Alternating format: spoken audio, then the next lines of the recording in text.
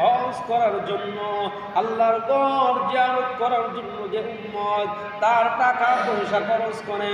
আমার আল্লাহর ঘর পর্যন্ত যেই বান্দা চলে যায়, আল্লাহ রাব্বুল আলামিন ওই বান্দা যেই মাত্র কানায় কাবার সামনে গিয়ে দাঁড়ায়, আল্লাহ রাব্বুল আলামিন ওই বান্দার জীবনের তামাম গুনাহগুলো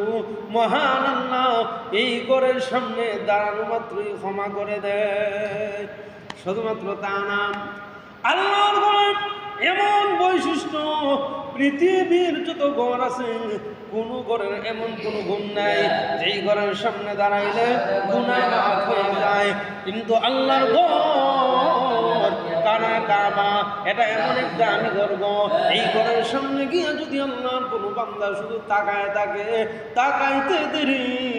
মহান আল্লাহ এই বান্দার জীবনের তামাম গুনাহ ক্ষমা করতে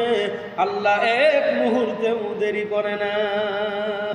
এজন্য ভাইরা, আল্লাহর ঘর জিয়ারত করার জন্য আমাদের মনে অনেক আকাঙ্ক্ষা,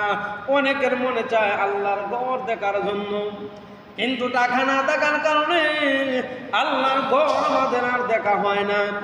আল্লাহ রাব্বুল আলামিন এই ঘরের মধ্যে এত নিয়ামত মহান আল্লাহ রেখে দিয়েছেন। এই ঘরের মধ্যে হযরত আসওয়াদ নামক একটা পাথর রয়েছে, ওই পাথরে একজন বান্দা যেই মাত্র তার ঠোঁট লাগায় দেয়, তার শরীরে যত গুনাহ আছে সকল গুনাহ